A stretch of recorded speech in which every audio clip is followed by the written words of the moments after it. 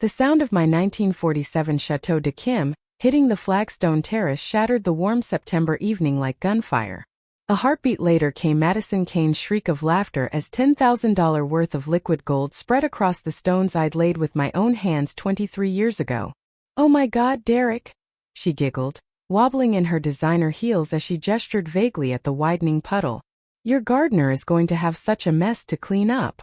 Good thing we opened like 6 more bottles of this dusty old stuff. Who even drinks wine from the 1940s anyway? It's probably all vinegar by now." I stood frozen in the doorway of my own wine cellar, the climate-controlled sanctuary that had taken me 15 years to curate and another 8 to perfect, watching my son's fiancée treat my life's work like party favors at a college keg party.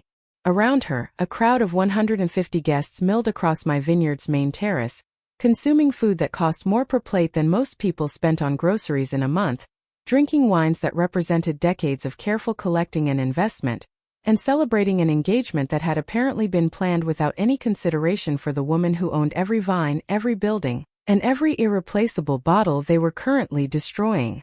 "Madison, maybe you should slow down a little," Derek suggested weakly from near the bar, where he was allowing the catering staff to serve my 1982 Bordeaux as if it were house wine.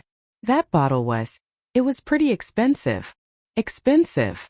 Madison laughed again, the sound carrying across my terraces like fingernails on a chalkboard. "Derek, honey, when we inherit this place, we'll have so much money that expensive wine will be like buying water. Besides, old wine is just old wine."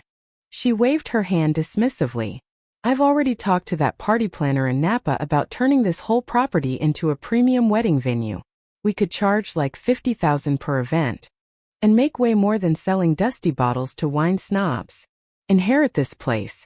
The words hit me like ice water.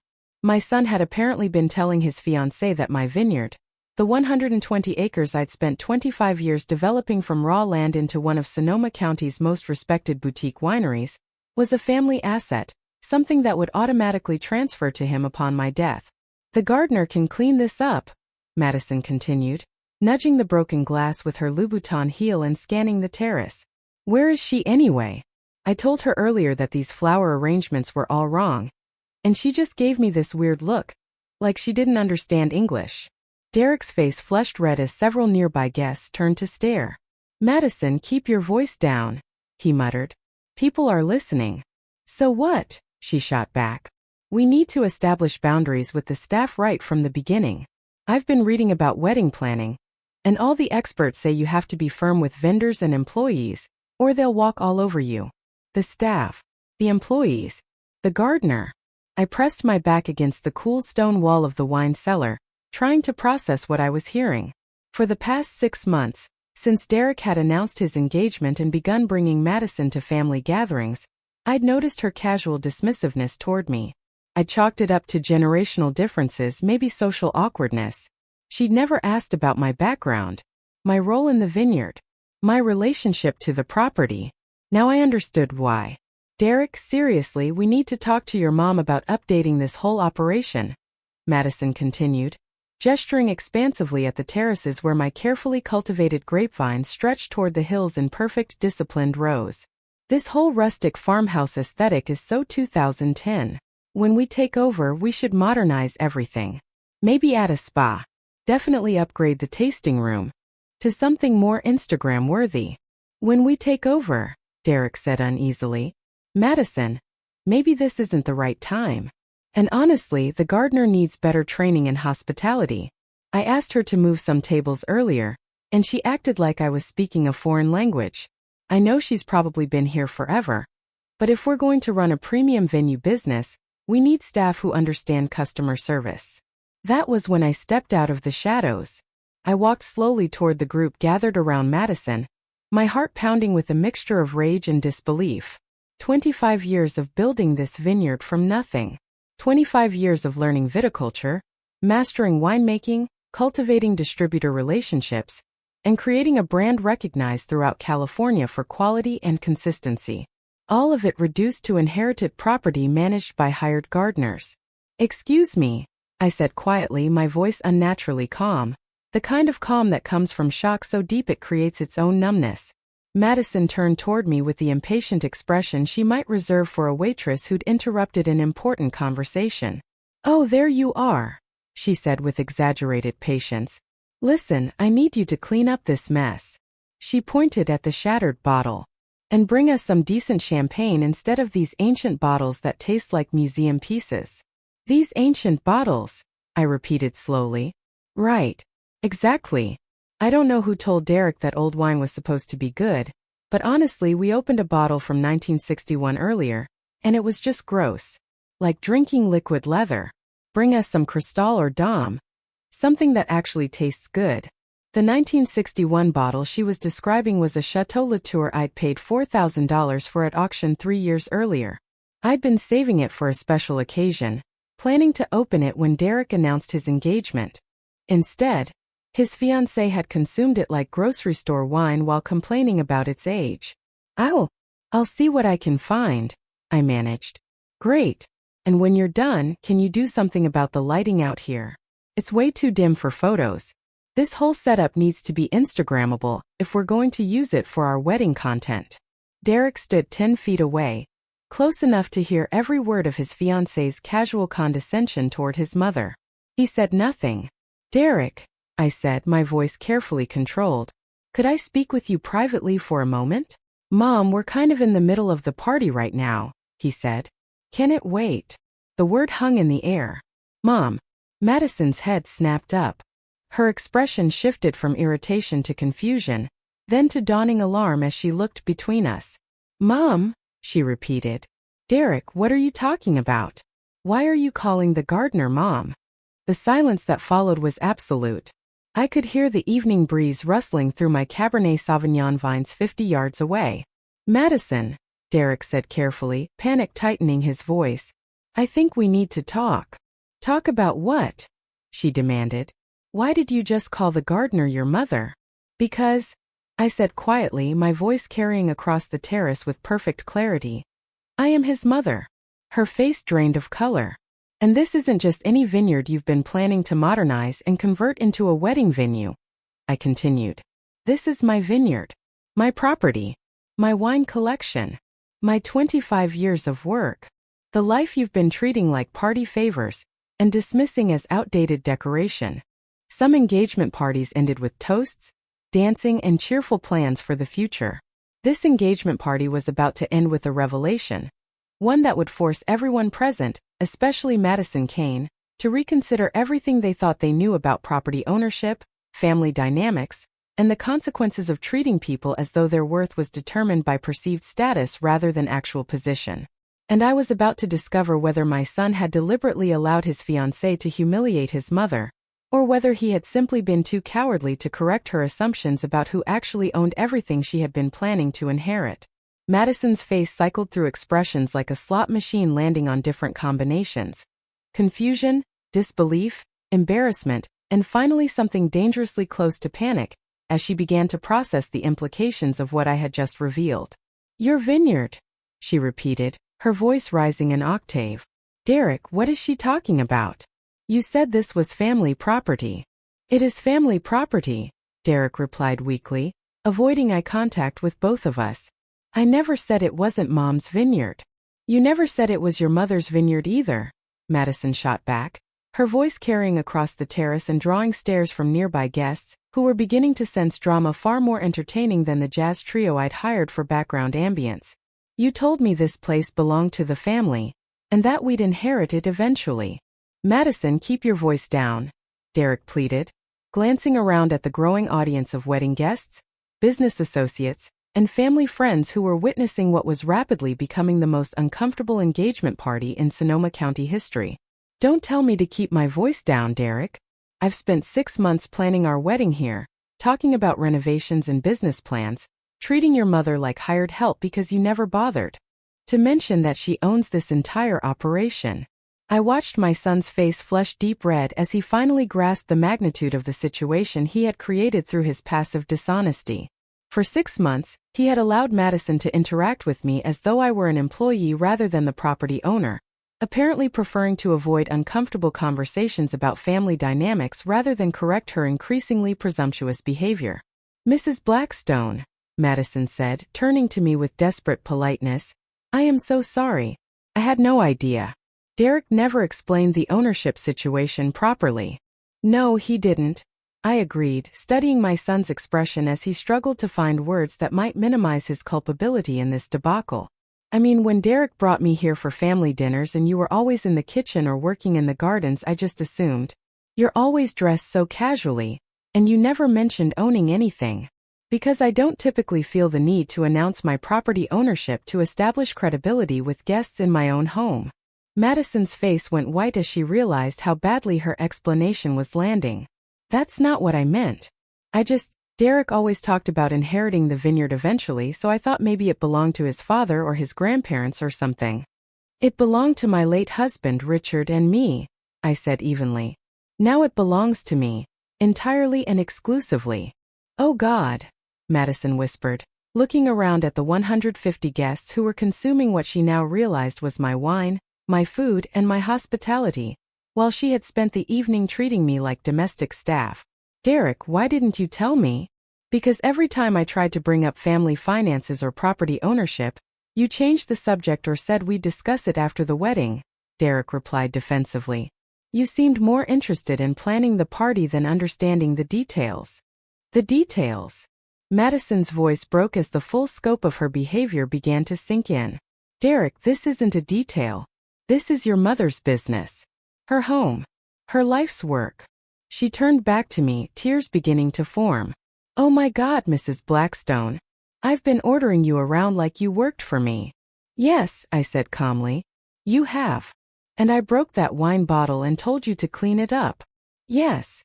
$10,000 bottle of 1947 Chateau Democratic. Yes. $10,000. Madison's voice dropped to a whisper. Derek, you said it was just old wine, that it probably wasn't worth much anymore. I said what? Derek's expression shifted from embarrassment to alarm as he realized Madison was about to reveal more of their private conversations about my wine collection. You said old wine loses value over time, Madison continued, and that most of the bottles in the cellar were probably worth less than modern vintages. You said your mom was sentimental about keeping them, but that we'd probably want to sell the collection and use the money for renovations. Something cold settled in my chest. Not only had Derek failed to correct Madison's assumptions about my status, he had actively encouraged her dismissive attitude toward my wine collection, a collection that represented not just significant financial investment, but 30 years of shared passion between Richard and me. Derek, I said quietly, is that really what you told her about my wine collection?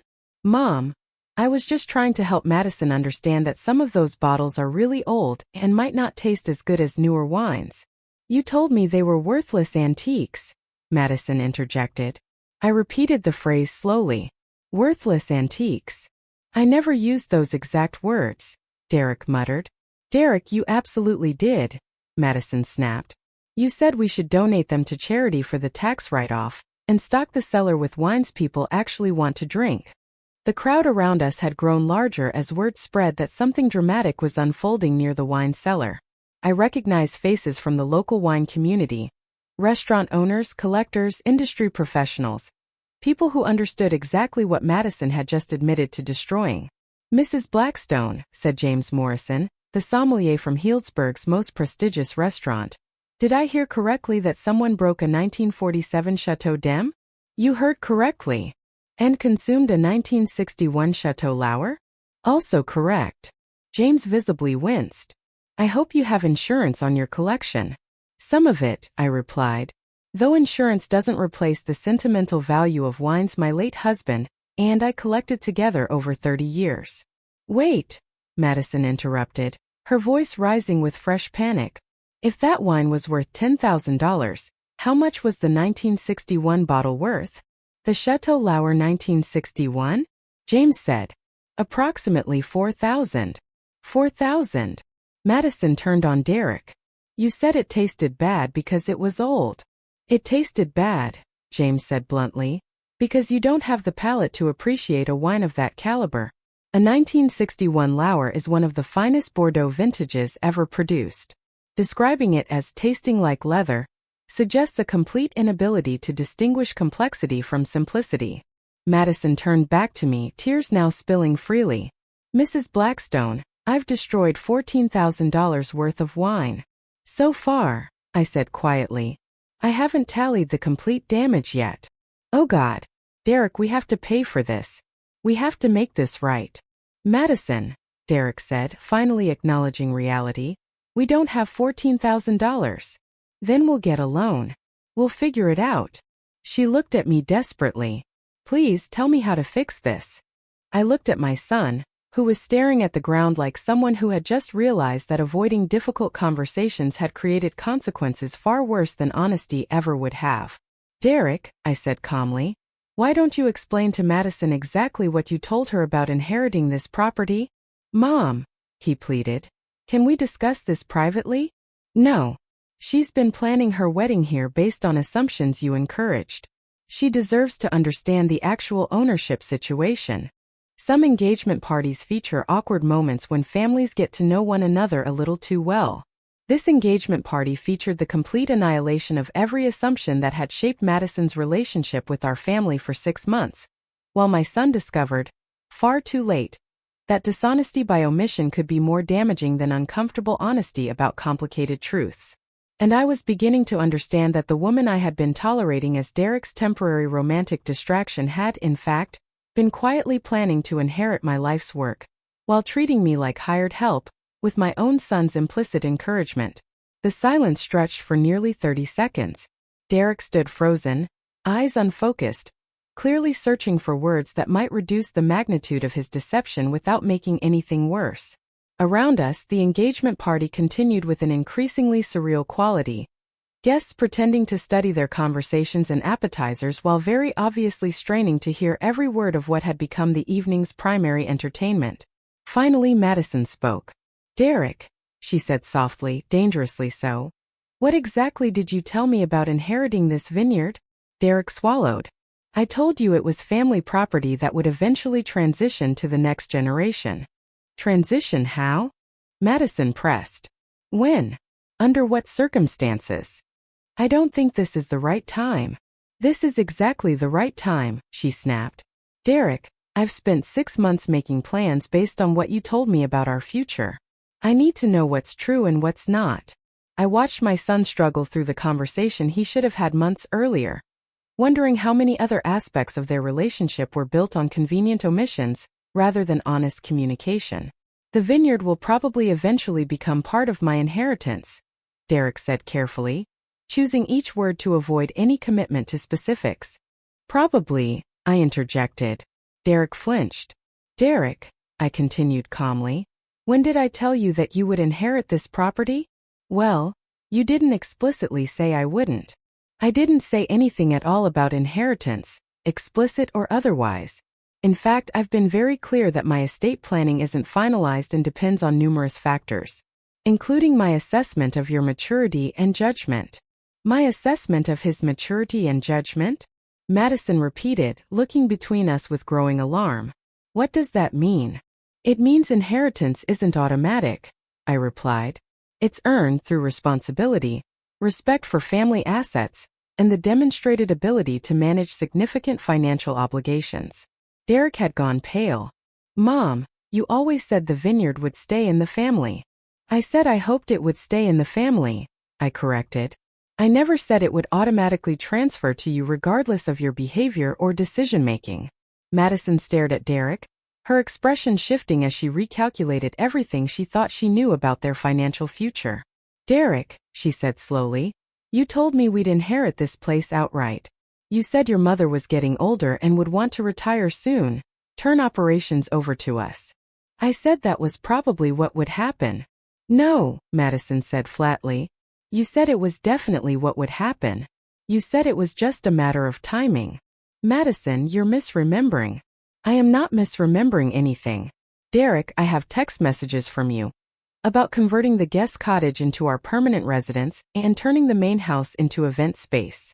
You sent me real estate listings for comparable properties to show me how much money we'd make renovating this place for weddings and corporate retreats. The realization hit me like a physical blow. I had spent 25 years building this vineyard, equal parts business venture and family legacy, and my son had apparently been calculating its commercial redevelopment value without my knowledge or consent. Derek, I said very quietly, you've been researching commercial conversion of my property. Mom, I was trying to understand the business potential. The business potential of property you do not own and were never promised, I replied. I've said I want the vineyard to be profitable and sustainable for future generations. I never said I wanted it turned into a wedding venue run by children who can't distinguish between a $4,000 bottle of Bordeaux and grocery store wine. James Morrison, who had been listening with professional fascination, cleared his throat diplomatically.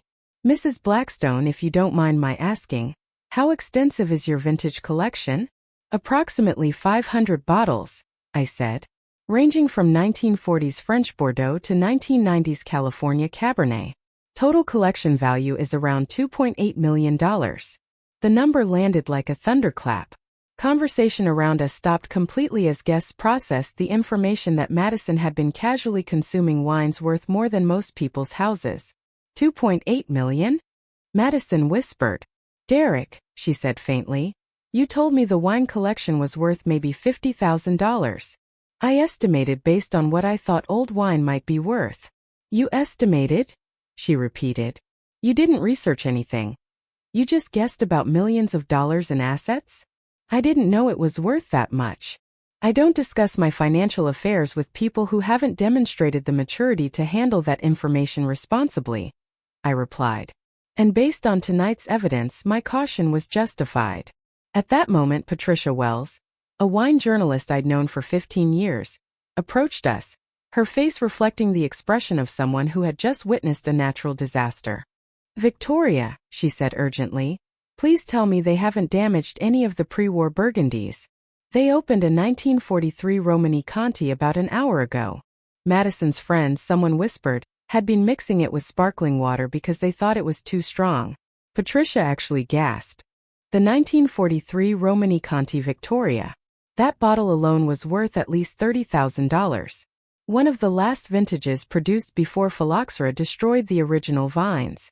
$30,000? Madison's voice cracked completely. Derek, how much wine have we destroyed tonight? Derek stared at me, wearing the expression of someone who had just realized that his casual assumptions about family assets were catastrophically wrong. Mom, why didn't you ever tell me how valuable the collection was? Why didn't you ever ask? I replied quietly. Why didn't you ever show enough interest in my work to learn about viticulture, winemaking, or collection management? I thought it was just a hobby that got out of hand. A hobby? My voice rose for the first time that evening. Derek, this vineyard produces 15,000 cases annually, with distribution throughout California and the Pacific Northwest. This is a multi-million-dollar agricultural and hospitality business, not a retirement pastime. Madison sank into one of the terrace chairs, visibly overwhelmed. Mrs. Blackstone, what happens now? How can we possibly fix this?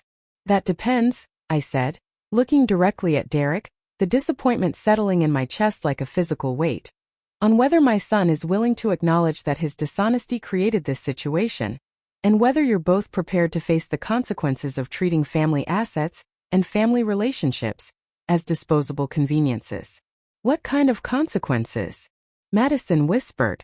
The kind where some damage can't be undone, some trust can't be rebuilt, and some opportunities don't get second chances.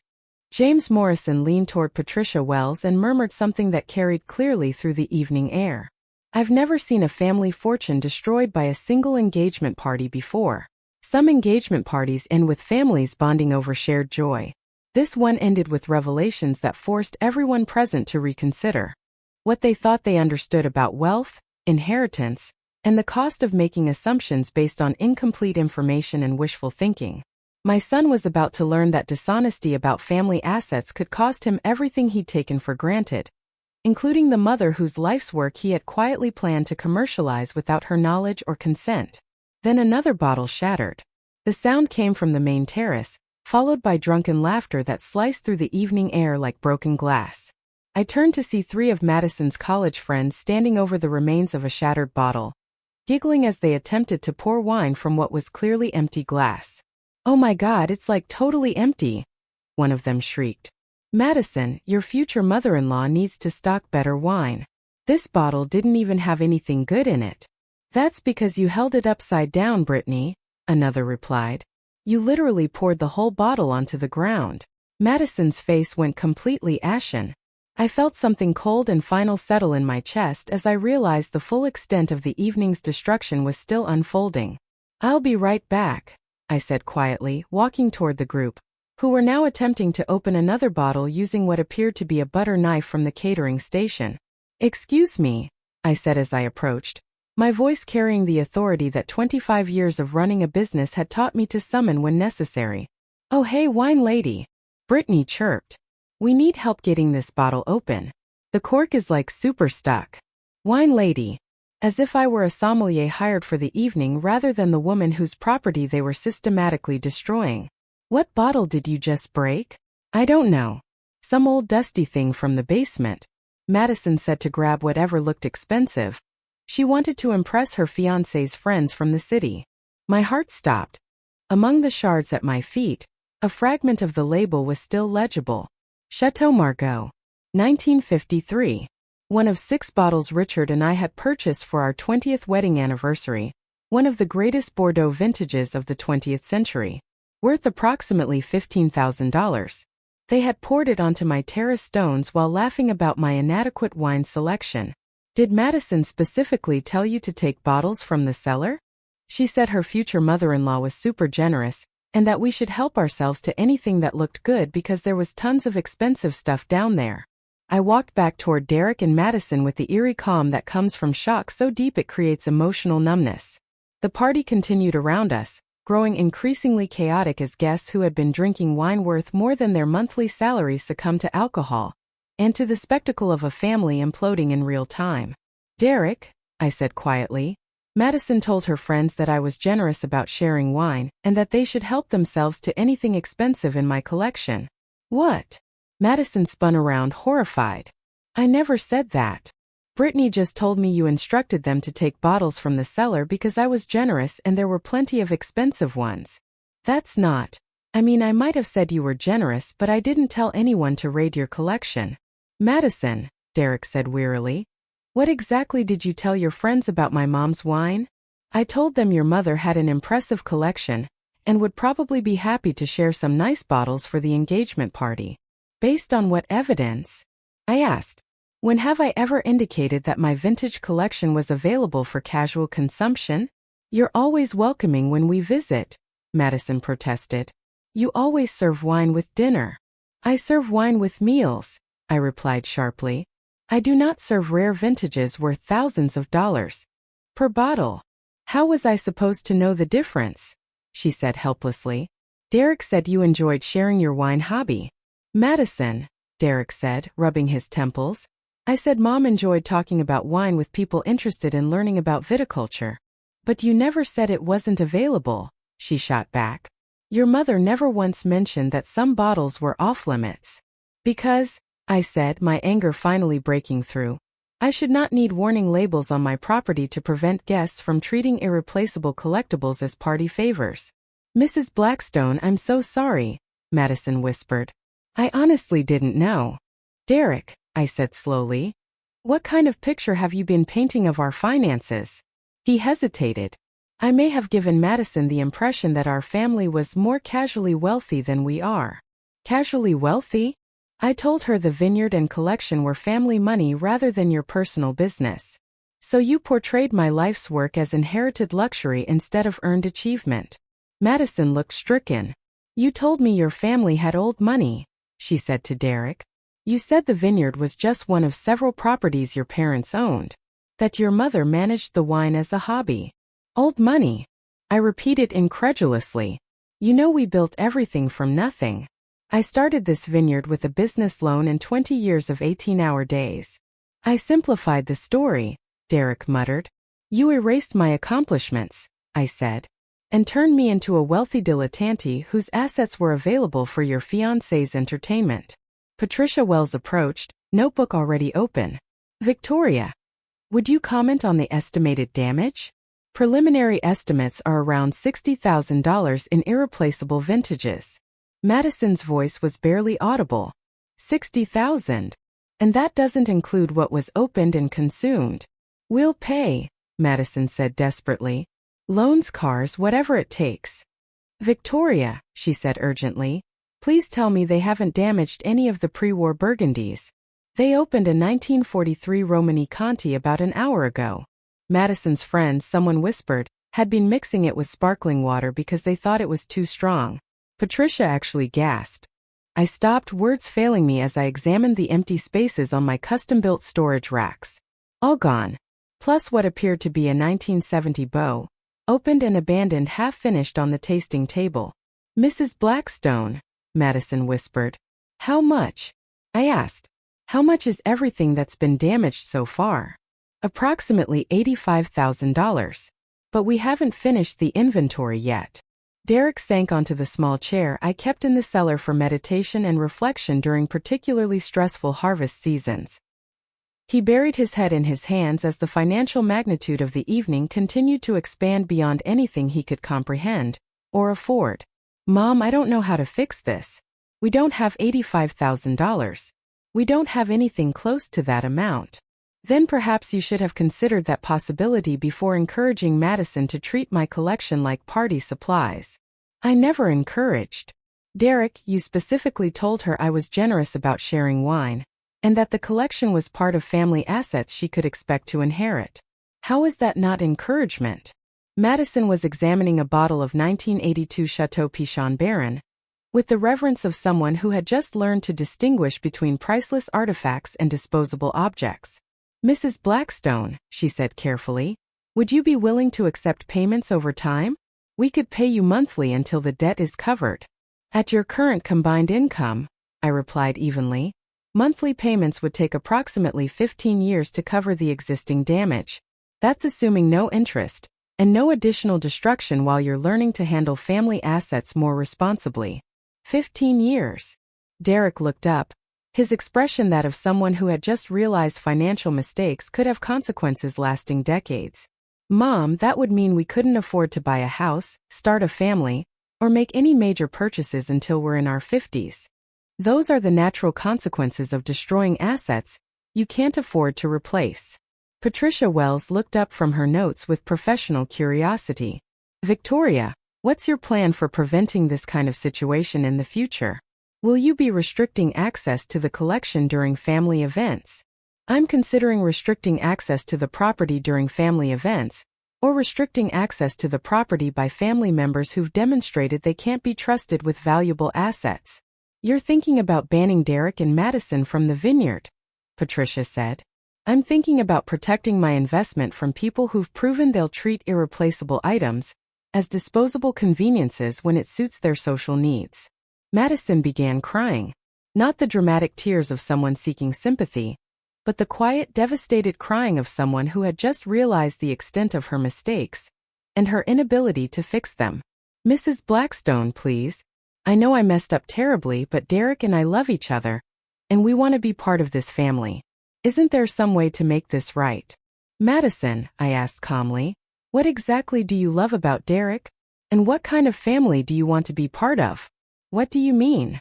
I mean you've spent 6 months believing Derek was inheriting a multi-million-dollar property and planning your lifestyle around that assumption.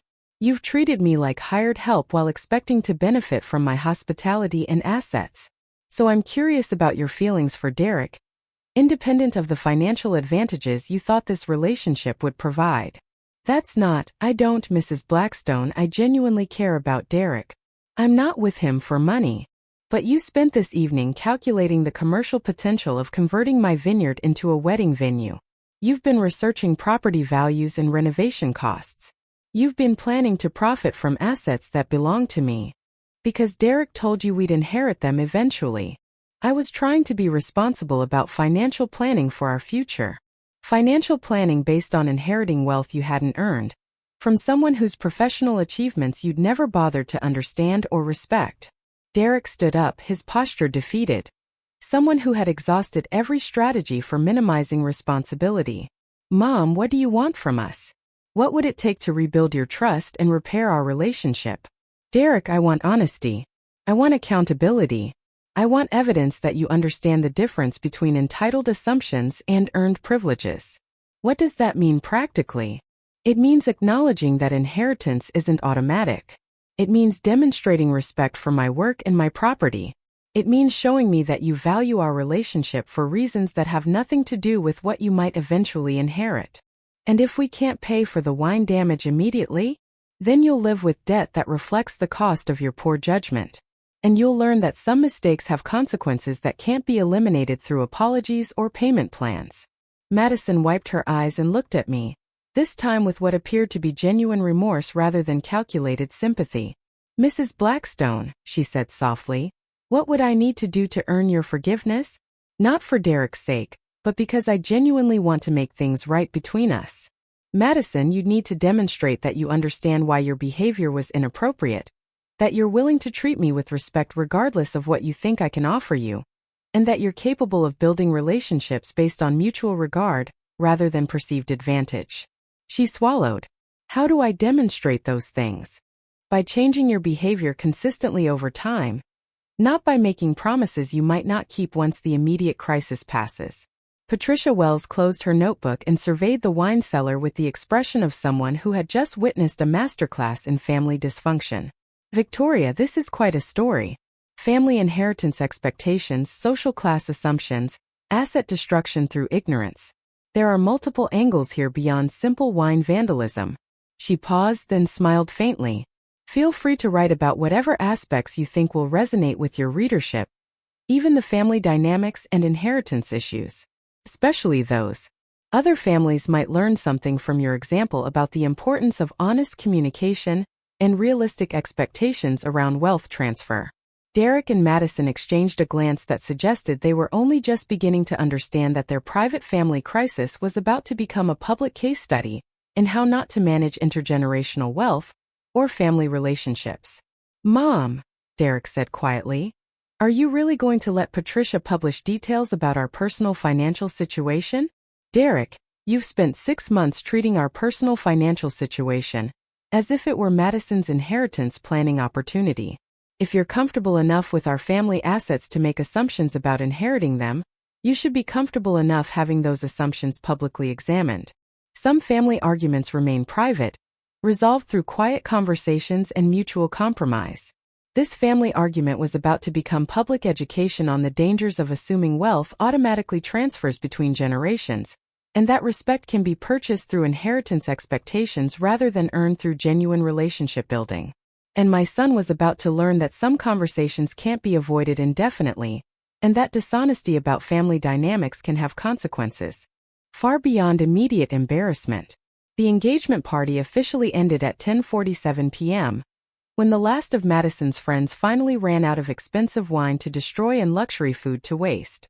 My terraces were left littered with the detritus of what had been intended as a celebration, but had devolved into an inadvertent liquidation of my life's most precious possessions. Derek and Madison stayed behind to help clean up. Their assistance consisted primarily of standing around looking devastated, while the catering staff efficiently dismantled an elaborate setup that had cost the equivalent of a luxury car down payment. Mrs. Blackstone, Madison said, watching servers collect crystal glasses that had somehow survived the evening's carnage. What happens now? I mean, beyond the financial debt and the family damage. What do you mean? I mean, are Derek and I still welcome here? Are we still invited to family events? Are we still family? The question hung in the cool evening air while I considered how to answer honestly without being unnecessarily cruel to a young woman who was finally beginning to understand the magnitude of her mistakes. Madison, that depends on several factors that won't be resolved tonight, or even this month. What factors? Whether you and Derek can demonstrate that you've learned from this experience. Whether you can rebuild trust that's been severely damaged. Whether you can accept that relationships with me are based on mutual respect, not inheritance expectations. And if we can't, then you'll discover that some relationships don't survive certain kinds of betrayal and deception. Derek looked up from the chair where he'd been sitting in stunned silence since we completed the wine cellar inventory. Mom, are you saying you might cut me off entirely? That I might lose you as well as any potential inheritance. I'm saying relationships require ongoing effort to maintain, and some damage takes years to repair, if it can be repaired at all. But I'm your son. Doesn't that count for something? Being my son meant you had advantages and opportunities others didn't. It does not mean you're entitled to forgiveness for betraying my trust and enabling someone to treat me as disposable help while planning to profit from my life's work. I never thought of it as betrayal. What would you call allowing your fiancé to humiliate your mother for 6 months, rather than having an honest conversation about family dynamics and property ownership? Derek was quiet for a long time. I'd call it cowardice, he finally said. And selfishness. And probably the worst mistake I've ever made. He swallowed. No. Definitely the worst mistake I've ever made. The admission carried more weight than his previous apologies because it acknowledged responsibility, rather than attempting to minimize consequences. Derek, I asked, why did you let Madison believe I was hired help rather than the property owner? Because I was embarrassed about living in my mother's shadow. I wanted her to see me as successful and independent, not as someone whose lifestyle depended on family money. Except your lifestyle does depend on family money. He looked away. You work as a financial consultant making $60,000 a year, but you drive a $40,000 car, live in a $3,000 a month apartment, and take vacations that cost more than most people's annual salaries, because I've been supplementing your income since college. And you've never acknowledged that support to Madison. I told her I was good at managing money, he said weakly. That I'd made some smart investments. Madison stared at him, comprehension dawning. Derek, you told me you were financially independent. You said you'd built wealth through careful planning and investment strategy. I never technically lied. You absolutely lied. She turned fully toward him. I've been dating you for 2 years thinking you were a successful financial professional who'd achieved security through your own abilities. I am a financial professional, Derek said quietly, who lives on family money while pretending to be self-sufficient. Do you realize how this makes me look? Madison demanded. I've been bragging to my friends about dating someone who had his life together financially, when actually you're a 35-year-old man whose mother pays his bills. She doesn't pay my bills exactly. Derek, I interrupted. I transferred $18,000 into your account this year to cover expenses that exceeded your salary. How is that not paying your bills? Madison sat down heavily, overwhelmed. So neither of us is financially independent, she said slowly. Neither of us can actually afford the lifestyle we've been living. And neither of us has been honest with the other. What do you mean you're not financially independent? Derek asked. I'm an Instagram influencer with 40,000 followers. I make maybe $20,000 a year from sponsorships and affiliate links. My parents pay my rent, my car payment, and most of my living expenses because social media income isn't reliable. Derek stared at her, stunned. So we're both financially dependent on our parents, and pretending we're independent and successful. I listened with a mixture of frustration and sadness, as I realized their relationship was built on layers of deception, far deeper than wine bottles and broken crystal. Derek, Madison, do either of you know what your actual combined annual income is? Maybe $80,000, Derek guessed. Yes. And your combined annual expenses are approximately $160,000, which means your lifestyle requires nearly $80,000 a year in family subsidies that neither of you acknowledge to the other. So, Madison said quietly, we're living entirely beyond our means. You're living beyond your independent means, I corrected. Your lifestyle depends on family financial support you both concealed while assuming additional wealth would eventually arrive, without ever questioning where it came from, or what it cost. And now we owe you $85,000 that we have no realistic way to pay. Correct. Madison looked around at the remnants of the engagement party, empty glasses, wilted florals, half-packed decor, that had cost more than either of them earned in a year, while simultaneously exposing the financial instability that undermined every future plan they had discussed. Mrs. Blackstone, she said carefully, what would happen if Derek and I called off our engagement? Would that affect the debt situation? Or our relationship with your family? The question startled Derek. He turned toward her, alarm flashing across his face. Madison, why would we call off our engagement? Because our entire relationship is apparently built on lies, she said quietly. About money, about success, about family assets. Because we destroyed your mother's trust and created financial obligations we can't meet. Because maybe we don't actually know each other well enough to make lifetime commitments. Some engagement parties ended with couples feeling more confident about their future together. This one was ending with two people discovering they had built their relationship on mutual deceptions about financial independence, while creating debt that would define their economic reality for the next decade. And I was beginning to understand that the problem wasn't simply Madison's dismissive behavior or Derek's dishonesty about property ownership. It was a deeper failure, a fundamental lack of honest communication about values, expectations, and realistic plans for building a sustainable adult life together. The question was whether trust could be rebuilt on such a foundation, or whether some relationships were too damaged by dishonesty to survive the transition into authentic communication. 2 weeks after the engagement party disaster, I sat in my office reviewing the final damage assessment with my accountant, Robert Sterling, while Derek and Madison waited in my Vineyard's tasting room for what had become an unavoidable family meeting about consequences, restitution, and the future of our relationships. The total verified losses come to $93,400, Robert said, sliding the detailed inventory across my desk. That includes the fair market value of the destroyed wines based on recent auction results, plus assessment fees for determining authenticity and condition of the remaining bottles. $93,400, I repeated. The number felt both abstract and devastating, especially given the irreplaceable nature of what had been lost. Robert hesitated before continuing. Victoria, I have to ask, do Derek and Madison have any realistic ability to pay this amount? Their combined legitimate annual income is approximately $80,000, he continued. Their current living expenses exceed $160,000 annually, with ongoing family subsidies. So they're functionally insolvent even before accounting for this debt. Correct, I said. What are your options for recovery?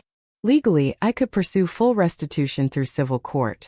Practically, I could restructure the debt with realistic payment terms, or absorb the loss as an extraordinarily expensive lesson in family trust and asset protection. But personally, Robert's question struck at the heart of what I had been wrestling with for 2 weeks. The financial loss, while painful, was manageable within my broader portfolio. The emotional betrayal was far more complex, and potentially far more costly in terms of family relationships and future peace of mind. Personally, I said slowly, I'm trying to determine whether my son and his fiancée are capable of learning from this experience, or whether this is simply who they are when they believe their actions won't have consequences. And if they're not capable of learning, I added, then I'll protect my remaining assets and minimize my exposure to future exploitation. I walked from my office to the tasting room, where Derek and Madison sat at the small table I usually reserved for educational tastings with serious collectors. Today they looked less like guests and more like defendants waiting for sentencing. Have you had time to review the damage assessment? I asked, taking the chair across from them. We've reviewed it, Derek said quietly. Mom, we honestly had no idea the collection was that valuable. Derek, I said evenly, you've lived in this house during visits and holidays for 5 years. You've watched me treat those wines with extraordinary care. You've seen the climate control, the security systems, the inventory records. What did you think all that effort was protecting? He swallowed. I thought you were being overly cautious about sentimental items. Things that had emotional value, but not necessarily financial worth. Madison looked up from the papers, her eyes rimmed red from what appeared to be 2 weeks of intermittent crying. Mrs. Blackstone, she said, Derek and I have been talking. We want to do the right thing. We just don't know what that looks like given our financial situation. What options have you considered? I asked.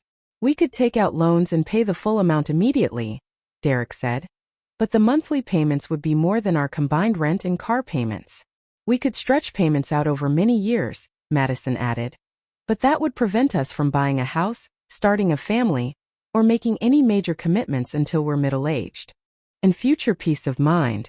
Personally, I said slowly, I'm trying to determine whether my son and his fiancée are capable of learning from this experience, or whether this is simply who they are when they believe their actions won't have consequences. And if they're not capable of learning, I added, then I'll protect my remaining assets and minimize my exposure to future exploitation. I walked from my office to the tasting room, where Derek and Madison sat at the small table I usually reserved for educational tastings with serious collectors. Today they looked less like guests and more like defendants waiting for sentencing.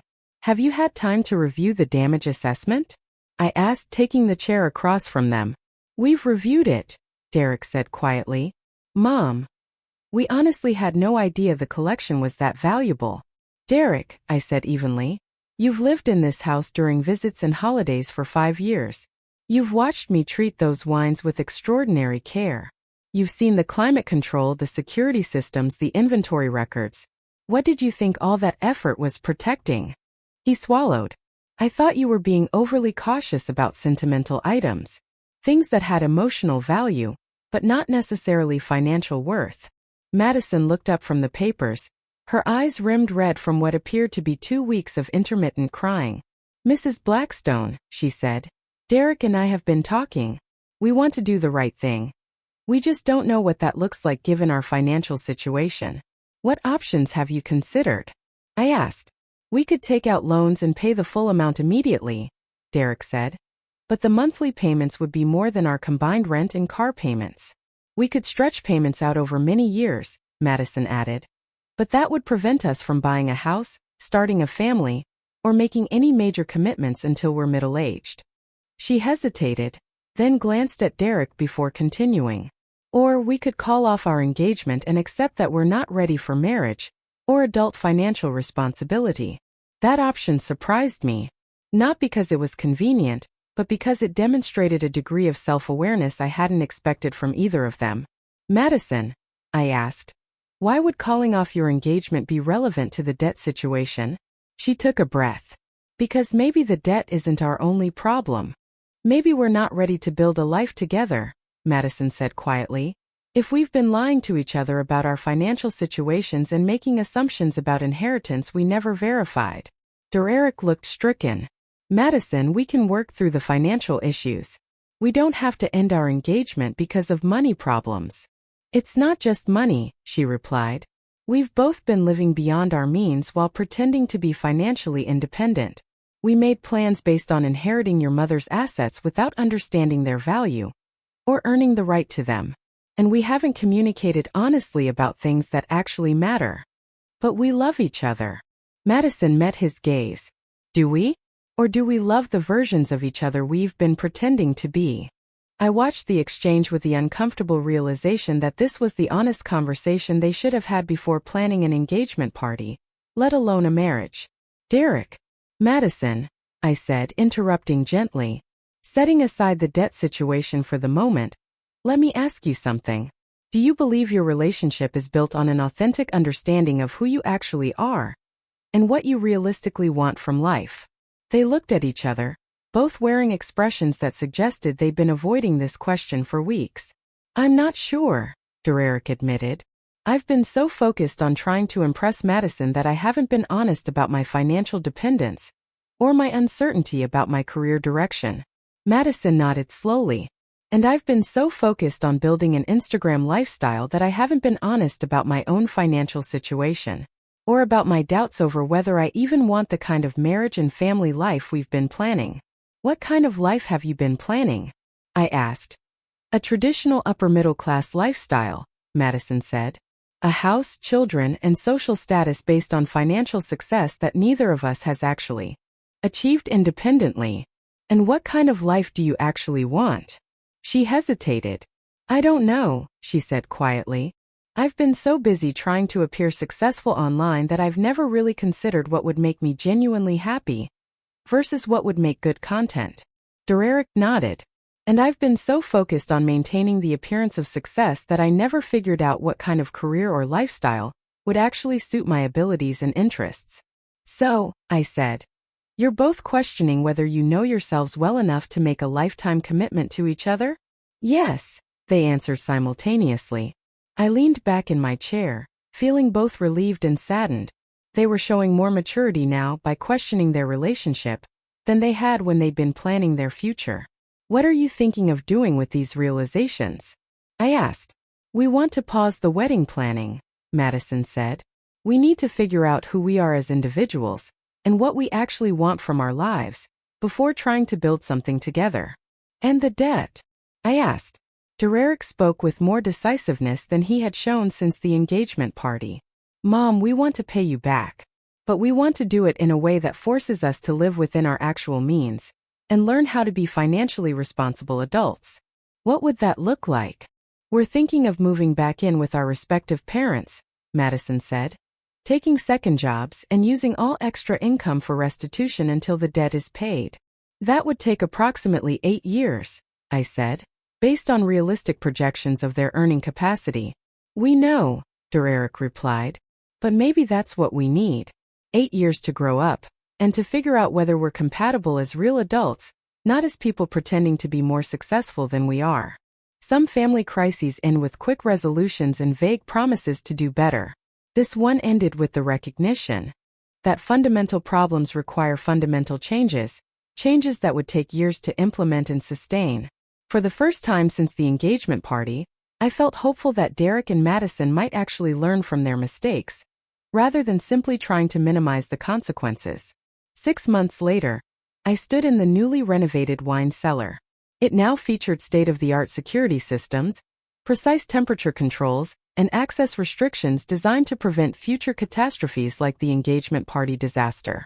Derek knocked on the reinforced glass door, holding the monthly payment envelope that had become routine since he'd moved back into his childhood bedroom and taken a second job delivering food on weekends. Come in, I called. He looked healthier and more grounded than he had in years, despite the obvious strain of working 60-hour weeks to pay for his mistakes. Here's this month's payment, he said, setting the envelope on the tasting table. $800. Madison's contribution is included. How are the living arrangements working out? I asked. Better than I expected, he admitted. Living with Dad again has been humbling but educational. I'd forgotten how much work it takes to maintain a household when you're not getting financial assistance for everything. His father, my ex-husband Thomas, had been surprisingly supportive when Derek explained the situation and asked to move home temporarily. Their relationship had improved significantly as they worked together on practical life skills Derek had never learned during his years of subsidized independence. And Madison? She moved back to Portland with her parents and took a job at a marketing firm. A real job, regular hours, health insurance. She says it's the first time she's felt like an actual adult instead of someone playing dress-up with other people's money. I opened the envelope and checked the contents. $800 in cash, plus a handwritten note that had become Madison's monthly tradition of acknowledging responsibility and documenting progress toward financial independence.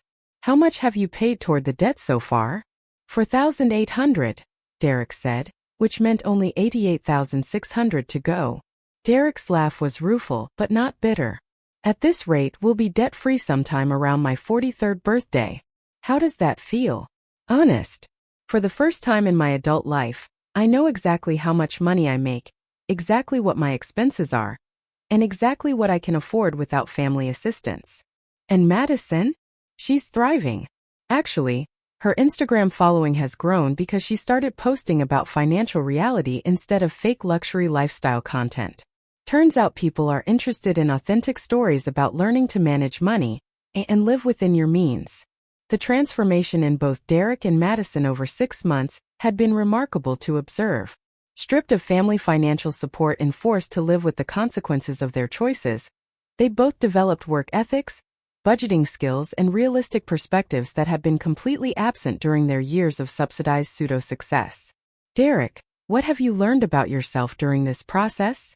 That I'm actually capable of working hard and managing money responsibly when I don't have safety nets that enable poor decisions.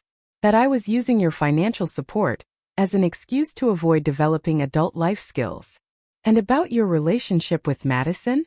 That we barely knew each other when we got engaged. That most of our compatibility was based on shared assumptions about lifestyle and money that weren't grounded in reality. Are you still planning to get married eventually? Derek was quiet for a moment, considering his answer with the thoughtfulness that had become characteristic of his communication style, since moving home and starting therapy to address his financial and emotional dependency issues. We're not planning anything long-term right now.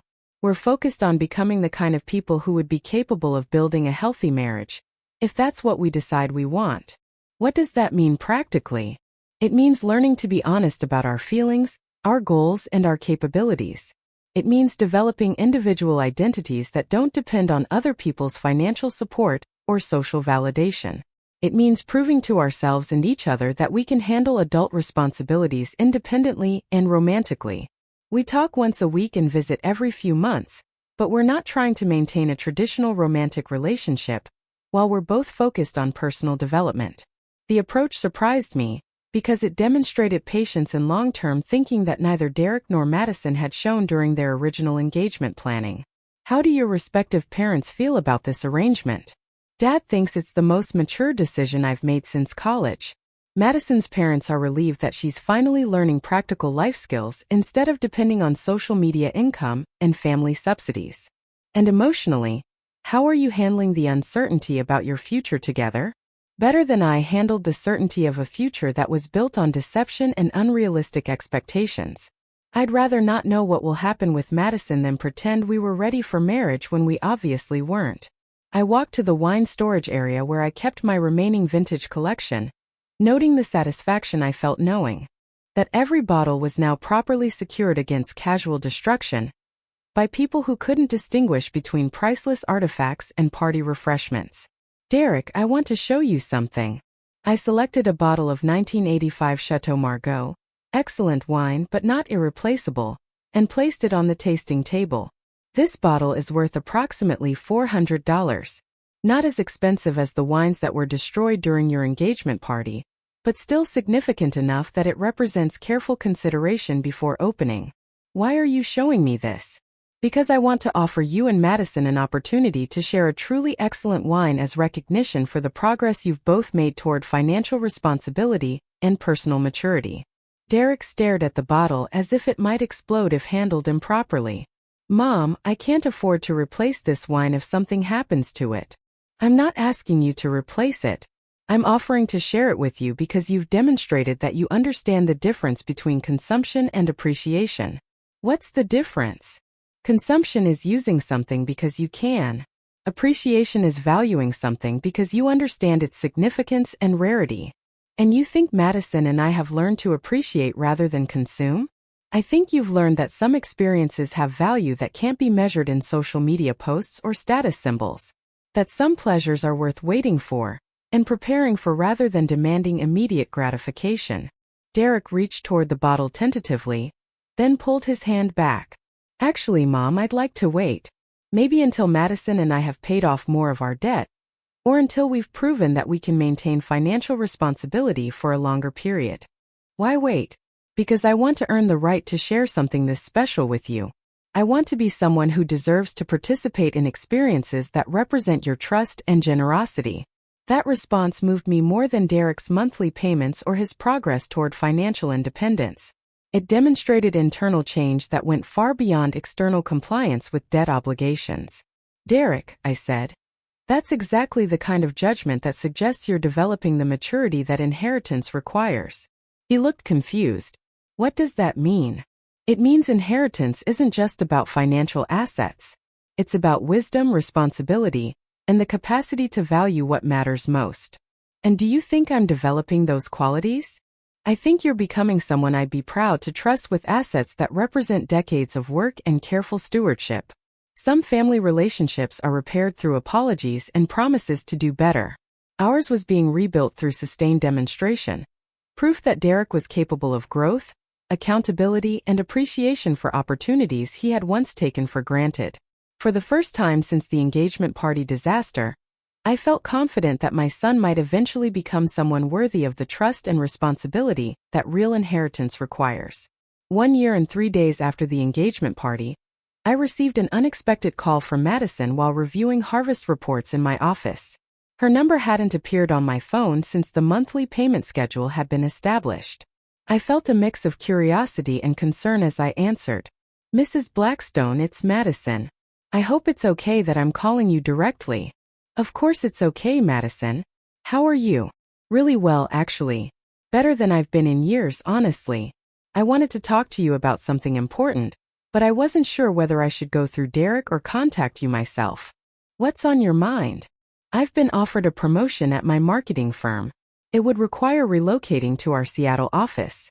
It's a significant salary increase and real career advancement, but it would mean moving farther away from Derek and potentially changing whatever our relationship is right now. The news surprised me. It suggested Madison was finally being presented with choices about her own future, rather than continuing to plan her life around Derek. How do you feel about the opportunity? I asked. Excited and terrified. Excited because it represents professional growth based on my actual performance, not social media following or family connections. Terrified because it means making a major life decision independently. And how does Derek feel about it? That's what I wanted to discuss with you. Derek thinks I should take the promotion. He believes it represents the kind of career progress we've both been working toward. But I'm concerned about making such a big decision without understanding how it might affect our family situation. What family situation? The debt situation. The trust rebuilding process. The possibility that Derek and I might eventually rebuild our romantic relationship. I appreciated Madison's directness. She wasn't pretending the decision was purely professional. Madison, I asked, what would taking this promotion mean for your monthly debt payments? The salary increase would allow me to double my contribution. I could pay $400 a month instead of $200, which would significantly shorten the repayment timeline. And what would it mean for your relationship with Derek? Honestly, we don't know. We've spent the past year rebuilding our friendship and individual stability, but we haven't tested whether our connection can survive distance or major life changes. What does your instinct tell you? She was quiet for nearly 30 seconds before answering.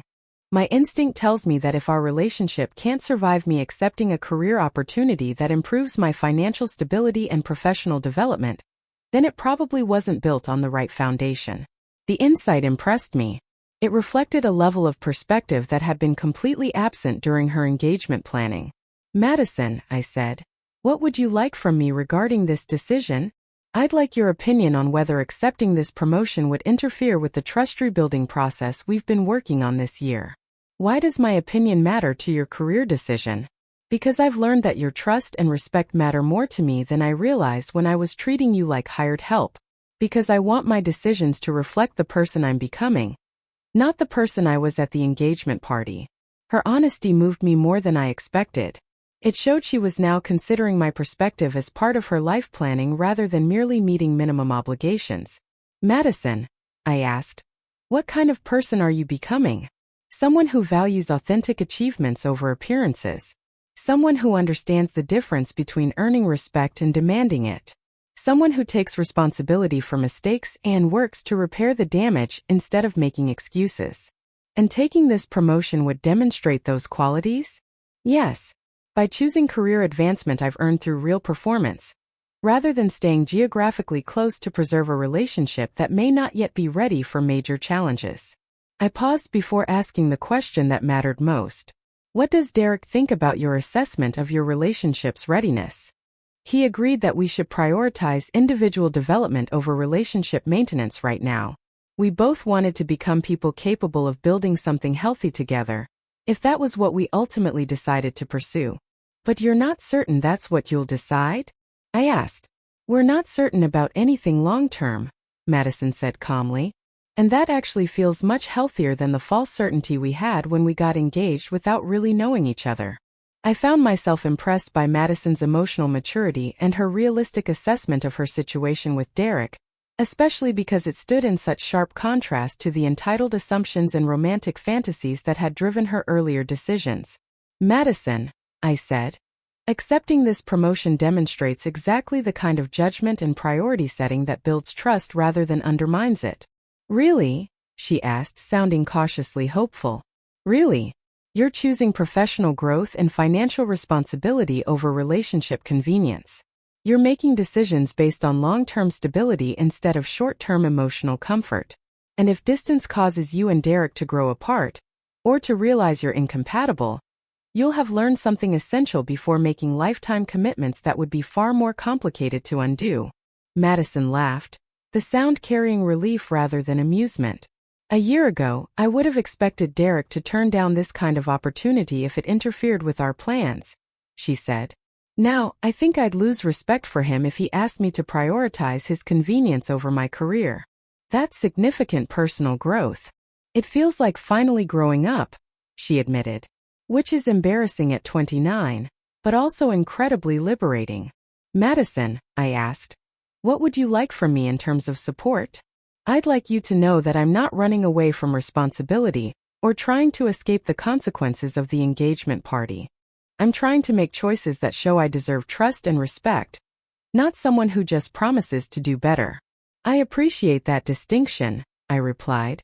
"And I can make sure Derek knows I support decisions that prioritize individual growth and financial responsibility, even when they introduce uncertainty." She hesitated. "Mrs. Blackstone, may I ask you something personal?" "Of course. Do you think there's a possibility that Derek and I could rebuild enough trust to have a healthy relationship someday? Or do you think some damage can't be repaired?" The question required honesty, not optimism, not protection. I thought about what I'd observed over the past year. Their separate growth, their cautious interactions during monthly visits, the absence of entitlement. "Madison," I said, "you've both shown the capacity for real positive change.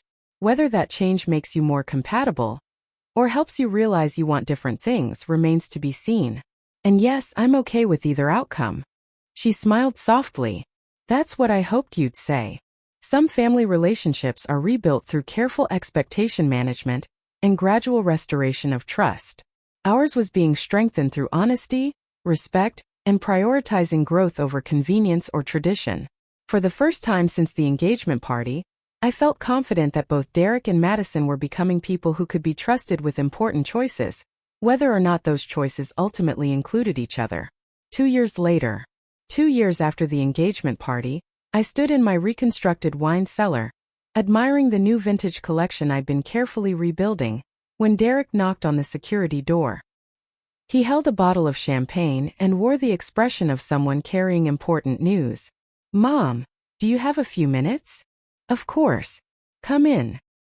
He entered the climate-controlled space with the reverence he'd learned to show for irreplaceable things, setting the champagne on the tasting table with careful precision. "What's the occasion?" "Madison got promoted again. She's now the marketing director for the entire Pacific Northwest region. Her salary increase means we can accelerate our debt payments." "That's wonderful. How much acceleration?" "We can pay $1,500 a month instead of $800. That cuts our timeline to about 4 years instead of 8. The numbers mattered, but I was more interested in Derek's emotional response. "How do you feel about her advancement?" "Proud. Genuinely proud. She built something real through her own abilities, doing work she actually believes in, not chasing validation online." "And your own career?" He smiled, confident in a way he once hadn't been. "I've been promoted to senior consultant. I specialize in helping people recover from financial mistakes. Turns out personal experience with debt makes me better at helping clients create realistic plans." "So you're both using lessons from failure." "Exactly. Madison builds authentic marketing strategies. I help people stop pretending they can afford lives they can't. And personally, better than we've ever been. We know who we are now, without relying on other people's money or approval." He gestured to the champagne. "That's why I wanted to talk to you. Madison and I have made some decisions." "What kind of decisions?" "We've decided to get married. Not soon and not extravagantly. After our debt is paid. After we've maintained stability for at least a year. And only when we can pay for our own wedding." The announcement surprised me. "What changed?" "We realize we actually know each other now. We're not attracted to fantasies anymore." "And you're confident this isn't just shared trauma?" Derek laughed easily. "We've tested this relationship through distance, financial stress, scrutiny, and pressure. If we were incompatible, we'd know." Timeline: 5 to 6 years. I studied him carefully. No entitlement. No urgency. Only quiet resolve. What's different about your feelings for Madison now? Before I liked how she made me look. Now I admire who she is. And hers for you? She trusts me. Trust. That mattered. What are you hoping for from me? My blessing. Not money. Not property. Just your approval. And if we haven't earned it yet, we'll keep doing the work. I walked to the storage rack and selected a 1990 Chateau Pichon Baron. This seems expensive, Derek said. About $200, I replied. Special but not indulgent. Worth celebrating. As I poured, he asked quietly, what convinced you? You understand the value of what can't be replaced. And you're willing to earn what you want. I told him the story again. The gardener mistaken for hired help, the destroyed vintages, the entitlement that shattered illusions. Sometimes, I said, the most expensive lessons teach the most valuable wisdom. At 64, I was no longer dismissed. I was Victoria Blackstone, vineyard owner, steward of legacy, and witness to growth earned the hard way. The wine they destroyed was irreplaceable. The people they became were infinitely more valuable. Some inheritance is financial. Some is wisdom. The best inheritance is the character to steward both. Derek and Madison were finally earning the right to all of it. The end.